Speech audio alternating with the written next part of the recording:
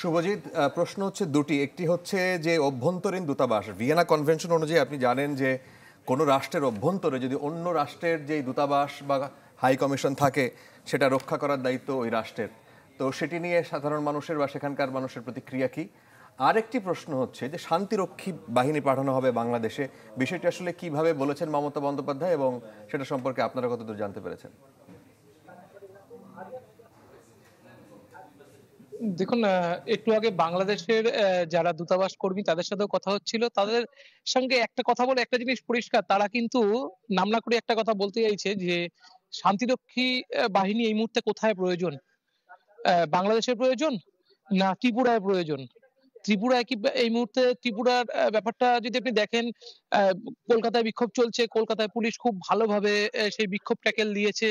কাউকে ঢুকতে দেয়নি মিশনের চারপাশে। আবার ত্রিপুরায় সেখানে ১৫০ র বেশি পুলিশ কর্মী ছিল। সেখানে হৈ, হৈ করে কয়েক দল লোক দূতাবাসের মধ্যে ঢুকে পড়েছে। ব্যাপারটা এই না যে ত্রিপুরার পুলিশ খারাপ, পশ্চিমবঙ্গের পুলিশ ভালো।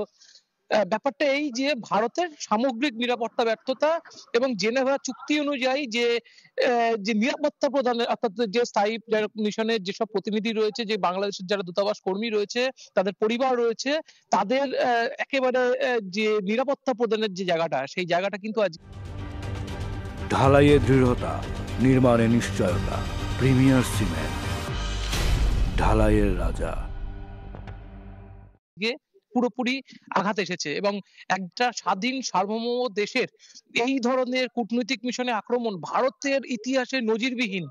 ভারতের ইতিহাসে এই ধরনের চালচিত্র কখনো দেখা যায়নি এবং এইটা কিন্তু অনেকটাই হয়েছে বলা যায় কিভাবে, যে ভারতীয় গণমাধ্যমগুলো মানুষের মধ্যে প্রতিদিন যে পরিমাণে হিংসার বীজ বপন করছে, তার জন্যই কিন্তু এটা হয়েছে। এবং মানুষের মধ্যে এই হিংসার বীজ যদি মানুষের মধ্যে যদি সেই অ্যাওয়ারনেসটা যদি গণমাধ্যম নিয়ে আসতে পারতো যে আর যাই হোক এই দূতাবাসের চারপাশে যাওয়া যায় না, দূতাবাসের মধ্যে আক্রমণ করা যায় না, তাহলে কিন্তু আজকে এই ঘটনাটা ঘটতো না। এবং এক প্রকার গণমাধ্যমগুলো পুরো ওপেন দেখাচ্ছে কিভাবে গণমাধ্যমগুলো এই বাংলাদেশের বিরুদ্ধে যে একেবারে প্রোপাগান্ডা ভিডিও যেটা যেভাবে ছড়াচ্ছে মানুষের মধ্যে, তাতে কিন্তু হিংসা অনেক বেশি পরিমাণে বাড়ছে এবং মানুষ কিন্তু আরো বেশি এইসব যে আক্রমণ, সেই আক্রমণে কিন্তু আরো বেশি উৎসাহিত হচ্ছে।